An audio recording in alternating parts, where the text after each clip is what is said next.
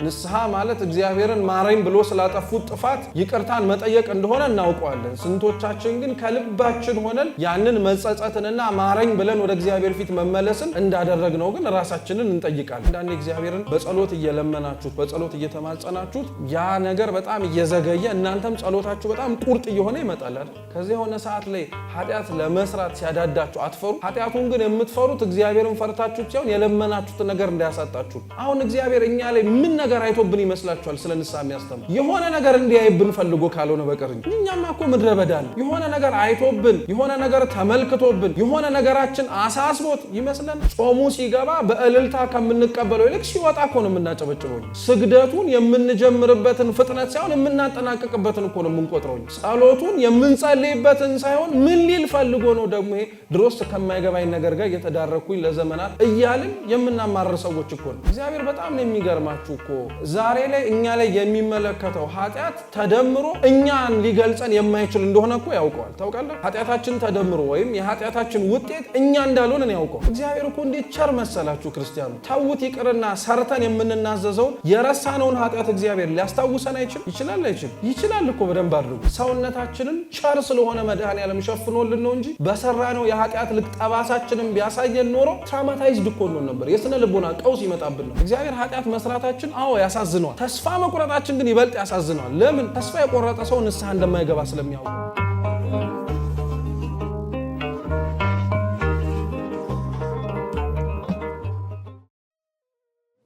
ዮሐንስ በቤተ ክርስቲያናችን ውስጥ ከሰው ልጆች ወገን ወይም ከሴቶች ከተገኙ ወገን ማንም ሊመስለው የማይችል ቀድሞ ከነበሩት አሁንም ካሉት ወደፊትም ከሚመጡት አምሳያ የሌለት ጻድቅ ነው። ይህንን ምስክርነት የሰጠው ሌላ ሰው ሳይሆን ራሱ ባለቤቱ ጌታችን ኢየሱስ ክርስቶስ ነው። ዮሐንስ በቤተ ክርስቲያን ውስጥ ያለው ቦታ፣ ዮሐንስ በቤተ ክርስቲያን ውስጥ የሚሰጠው አገልግሎት ዘመን ተሻጋሪ የሆነ አገልግሎት ነው።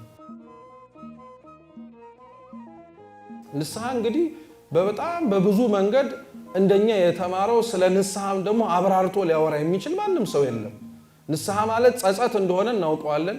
ንስሐ ማለት እግዚአብሔርን ማረኝ ብሎ ስላጠፉት ጥፋት ይቅርታን መጠየቅ እንደሆነ እናውቀዋለን። ስንቶቻችን ግን ከልባችን ሆነን ያንን መጸጸትንና ማረኝ ብለን ወደ እግዚአብሔር ፊት መመለስን እንዳደረግነው ግን ራሳችንን እንጠይቃለን።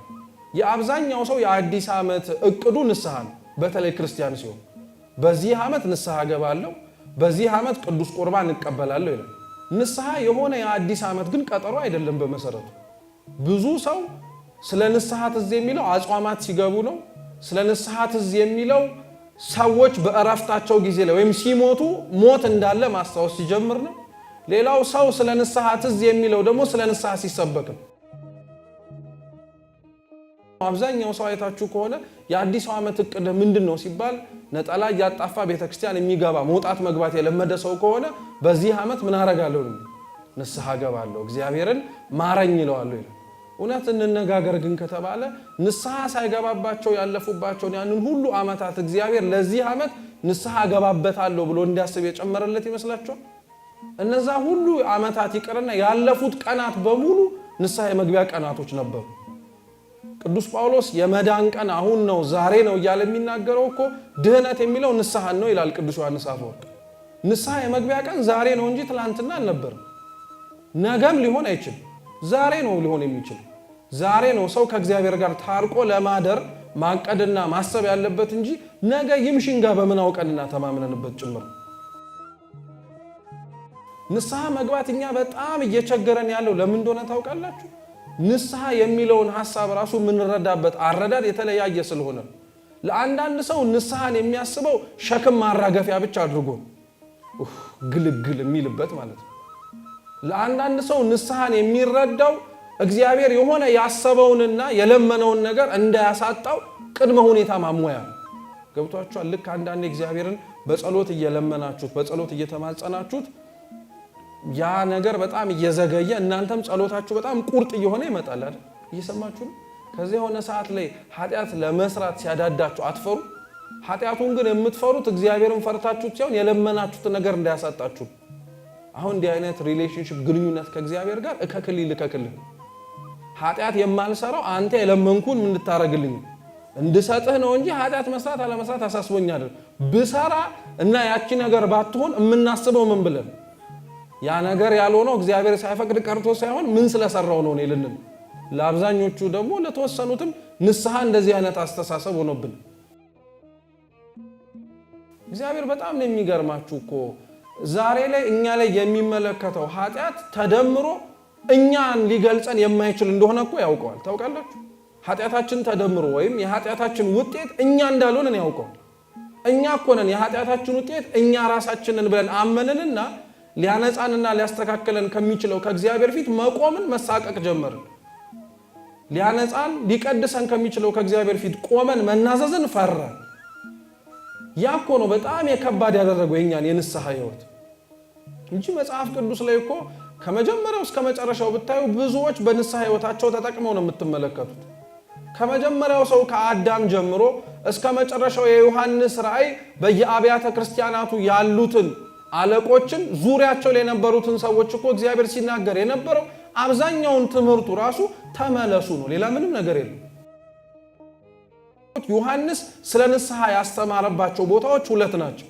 አንደኛው ህዝቡ በተሰበሰበበት ቦታ ላይ በሙሉ መንግስተ ሰማያት ቀርባለችና ንስሐ ግቡ ይያለ ሰውም ይሄንን ስብከት እየሰማ ወደ ዮሐንስ ሲመጣ ውሃው ውስጥ ከመግባቱ በፊት ምኑን ይናዘዝ ነበር ኃጢያቱን ይናዘዝ ነበር በብዙሃን ያደርገው የነበረው በብዙሃን ጊዜ ይሰብከው የነበረው የንስሐ ስብከት ጥሩ ነበር የዮሐንስን ቃሉን እየሰሙ ብዙዎች ተስተካክለው የዮሐንስ ሁለተኛው ስብከት ግን ለነጠላ ሰው ነበር ሄሮድስን አብዝቶ ዮሐንስ ያደርገው የነበረው ነገር ልክ እንዳልሆነ የሚናገረው ሄሮድስ አሕዛብ መሆኑ ጠፍቶት ነው እንዴ ሄሮድስ ላይተርፍ የሚችል ክርስቶስን ሊያሳድድ የሚችል ሰው እንደሆነ ዘንግቶት ነው እንዴ አይገርማችሁም ዮሐንስ ንስሐን ይሰብክ የነበረው ራሱ ታውት ይቀርና ለሚሰሙት ለማይሰሙትም ሰው ላመነውም ላላመነውም ነው ስለ ንስሐ የሚሰበክ ምቹ ጊዜ አይፈለግለትም ለንስሐ ማለት ነው ሰው ወደ እግዚአብሔር መመለስ መቅረብ ግዴታው ስለሆነ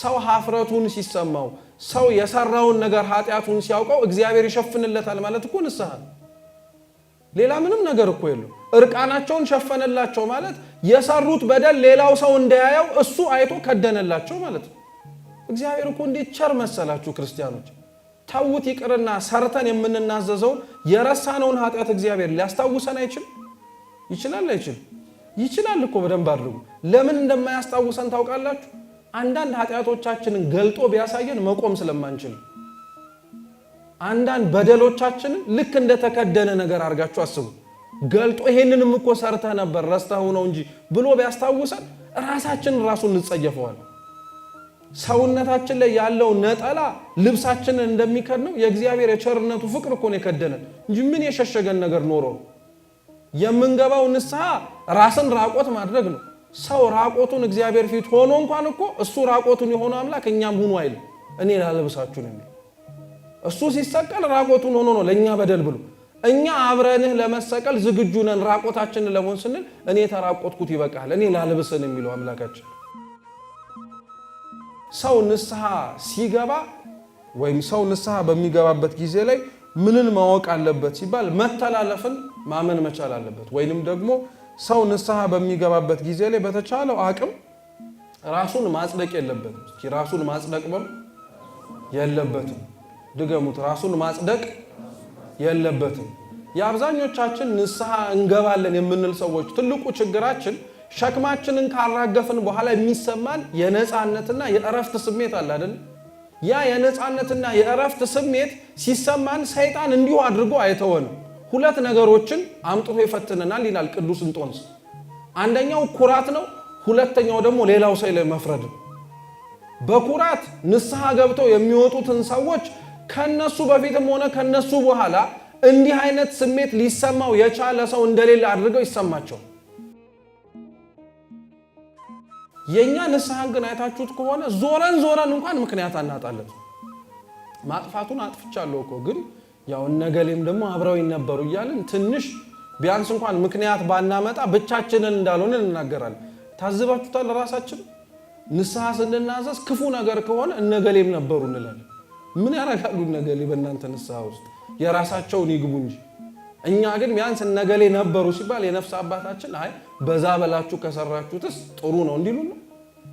በጣም እኮ ነው የምናሳዝነው። ምንም እኮ ለውጥ ግን አይመጣም። ብቻችንን አደረግነው ብንልም ተባብረንም ሰራነው ብንል ኃጢአት ነው፣ በደል ነው። በጣም እኮ ነው የምንገርመው። ዛሬ የሰራነውን ኃጢአት ንስሐ ከመግባት ይልቅ ትላንትና የሰራነውን ጽድቅ እያስታወስን እንመጻደቃለን። ንስሐ እንዲህ አይነት ነገር አይፈልግም። ስንናዘዝ የዛሬ በደለኛነታችንን ነው የምናወራው እንጂ ትላንትና የሰራነውን ጽድቅ እያስታወስን አንመዝም። ለዛ ነው ሰው አንዳንዱ ደግሞ ንስሐ በሚገባበት ወቅት ላይ ኃጢአቱን ይናዘዝና ምንም እንኳን እንዲባረግ ደግሞ እንዲማርጌ ነበር፣ እንዲመጽውቼ ነበር፣ እንዲምንትን አርጌ እንዲንጣጣለት እኮ በጣም ቀመራዊነት ወይንም ደግሞ አስሊነት ሂሳብ መያዝን በጣም ለመድ ነው። እኛ ገብቷቸዋል። በጣም ንስሐ ህይወታችን ላይ እየተጎዳን ያለ ነው። ለዛ ነው ሂሳብ እናሰላለን። እግዚአብሔር እንዲምረን የምንፈልገው እንደ ቸርነቱ ሳይሆን እኛ በሰራናቸው ስራዎች ልክ ነው። እግዚአብሔርን ስለራቅነው እኮ ነው በጣም ብዙ ነገራችን እያለን እንደሌለን የምናመሰግንበት ብዙ ምክንያት እያለን የምናማረርበት ጥቂት ነገሮች ፍንጥው ብሎ የሚታዩ ለምን መሰላችሁ? ያለማወቃችን ያለመማራችን ውጤት ነው። ሲቀጥልም እግዚአብሔርን የቀረብንበት መንገድ ልክ ስላልሆነ የኛ ንስሐዎች ውስጥ የኛ ኑዛዜዎች ውስጥ የኛ ወደ እግዚአብሔር እንመለሳለን የምንልበት መንገድ ውስጥ እንዳንረሳ የትላንትናን ጽድቅ እያስታወሱ መናገር በጣም መጥፎ ነው። የትላንትናውን ጽድቅ እያስታወሱ እንዲህ አድርጌ ነበር እንዲሆኛለሁ። አንዳንዶቻችንማ የክፋታችን ሳይሆን እንደው የብልጣብልጥነታችንም ነገር ኃጢአት ስንሰራ በጣም በብዙ ምጽዋት ማጥፋት የምንፈልግ ሰዎች አለን፣ ንስሐም ሳንገባ ማለት ነው። ይሄ ለነገሩ አልቋል ጉዳዩ ይሄንን አቁሜዋለሁ ምናምን ብሎ ለራሱ በራሱ ይጸድቃል። ክርስቲያኖች በጣም አሁን እየተቸገርን ያለ ነው ኃጢአት መስራት ላይ ብቻ ነው። ዓለምን መስለን እየኖርን ነው ማለት ዓለሙ እኛን ክርስቲያኖች መሆናችንና አለመሆናችንን ያለ ነጠላችን ሊያውቀን አይችልም። በስራችን ተመልክቶ ሊያውቀን አልቻለም። ምን ያክል ውድቀት እንደሆነ ታውቃላችሁ? በጣም እኮ የመላሸቃችን የመውረዳችን ማሳያ እኮ ነው። ምልክት ካልታየብን በቀር ክርስቲያን መሆናችንን ሊያሳይ የሚችል ብዙ መገለጫዎችን ሊኖሩን ሲያስፈልገን ምንም ነገር የለም። አንዳችንም ታይተን እሷማ ክርስቲያን ናት ልንባል አንችልም። ምክንያቱም በምንሰራቸው በእያንዳንዱ እንቅስቃሴዎች ውስጥ ክርስቶስን ከማሳየት ይልቅ ራሳችን መታየትን እንመርጣለን። ኃጢአተኛ ሰው ተላላፊ የሆነ ሰው ነው። የእግዚአብሔርን ሕግጋት በመሻር ውስጥ ያለውን መፍረስ አያውቅም። የእግዚአብሔርን ትእዛዝ በማፍረስ ውስጥ ያለውን የነሱን መፍረስ አይመለከትም ኃጢአተኛ ሰው። በጣም ነው የሚገርማችሁ እኮ እግዚአብሔር ለኛ ያዘዛቸው በጣም ብዙ ትእዛዛቶች ለእርሱ በመታዘዛችን ለሱ የሚጨምርለት ነገር እኮ ያለ ምንም ነገር የለም። ድንግልናችሁን ጠብቁ ቢል የኛ ድንግልና መጠበቅ ውስጥ እግዚአብሔር ምን የሚጨምርለት ነገር አለ? ምንም እኮ ነገር የለም። የኛ ባለመስረቅ፣ ባለማመንዘር፣ ባለመዘሞት እናትና አባታችንን በማክበር ሂደት ውስጥ ለሱ እኮ አንዲትም የሚጨመር ነገር የለም። ለኛ ነው የሚጨመር ነገር የሚኖር። እኛንን እንዳንፈርስ የሚጠብቀን ሕጉን ያፈረስን ጊዜ ነው መፍረስ የጀመርነው። ሕጉን መተላለፍ የጀመርን ጊዜ ነው ሰዎች እየተላለፉን መምጣት የጀመሩት። እኛን እስራኤላውያን ለዚህ ጥሩ ማሳያ እኮ ናቸው። አንድ የእግዚአብሔርን መተላለፍ ሲጀምሩ ስንት ዓመት ነበር ይቀጡ የነበሩት? ታዲያኛ ስንት ዓመት እግዚአብሔርን ተላልፈ ነው አሁን እግዚአብሔር ቀጣም ቢባል ይበለን ነው እንጂ የሚባለው ሌላ ምን ይባላል? አዎ እያንዳንዱ ኃጢአት ጠባሳ ጥሎ ያልፋል። እየሰማችሁ እያንዳንዱ ኃጢአት ጠባሳ ጥሎ ያልፋል። ሰውነታችንን ቸር ስለሆነ መድኃኔዓለም ሸፍኖልን ነው እንጂ በሰራነው የኃጢአት ልክ ጠባሳችንን ቢያሳየን ኖሮ ትራውማታይዝድ እኮ ነው ነበር። የስነ ልቦና ቀውስ ይመጣብን ነበር አይደል እንዴ? ሰዎች አንዳንዴ ጾታዊ ጥቃት ሲደርስባቸው ክፉ የሆነ ነገር ሲደርስባቸው ያደረጓቸው ሰዎች ማስታወሻ እንዲሆን ምልክት ይተዋሉ። ያንን ነገር ሲያዩት ጭንቅላታቸው እንዲታመም ውስጣቸው መሻገር እንዳይችሉ እንዲታመሙ ለማድረግ በጣም ብዙ ይሄ የስነ ልቦና ቀውስ ያለባቸው ሰዎች እንደዚህ ያደርጋሉ። ኃጢአት የምንሰራ ሰው እንደው እግዚአብሔር ሸፍኖልን ነው እንጂ ጠባሳውን ቢያሳየን ኖሮ እኮ እንዴት ክፉ እንደነበር። እንደ ብሉይ ኪዳን ኃጢአት ለምጽ ቢሆን ኖሮ ታውት ሰው ጋር መቀላቀል እኛ ራሱ እያየነው ቆመን ለመጸለይ እንታደል ይሆን ኖሮ አንዳችንም አንቆም ነበር። እንኳን ታይቶ ይቀርና ተሰውሮ እንኳን ይሄው መች ቆመን ለመጸለይ እንኳን እኮ እኛ በጣም እንጨነቃለን። እንዳትረሱ ቅዱስ ዮሐንስ አፈወርቅ እንዲህ ይላል፣ ኃጢአትን ከሚሰራ ሰው በላይ ኃጢአትን ሰርቶ ከሚያሳዝነው ሰው በላይ እግዚአብሔር ተስፋ የሚቆርጡ ሰዎች ያሳዝኑታል ይላል። እግዚአብሔር ኃጢአት መስራታችን ያሳዝነዋል። ተስፋ መቁረጣችን ግን ይበልጥ ያሳዝነዋል። ለምን? ተስፋ የቆረጠ ሰው ንስሐ እንደማይገባ ስለሚያውቀው። ተስፋ እንቁረጥ። እግዚአብሔር አምላክ ይህንን ዓመት እንደ ካቻም ነው ንስሐ እንገባበታለን ብለን ሊያቀርብ ንስሐ እየገባን እንሂድ። ንስሐ የገባንበት ንስሐ ለመግባት የተመላለስንበትን ጥረታችንን አይቶ እግዚአብሔር ለምንፈልገው ቅዱስ ሥጋው ክቡር ደሙ ደግሞ ያደርሰናል። አምላካችን ይህን ለሁላችን ያርግልን። ያስተማረን የመከረን አምላካችን ስሙ የተመሰገነ ይሁን። በተማርነው ፍሬ እንድናፈራ አምላካችን ቅዱስ እግዚአብሔር ይርዳን። ዓመቱን ንስሐ የምንገባበት ቅዱስ ቁርባን የምንቀበልበት እውነተኛ ክርስቲያኖች ሆነን በዚች ምድር የምንመላለስበት ያርግልን። ወስብሐት ለእግዚአብሔር።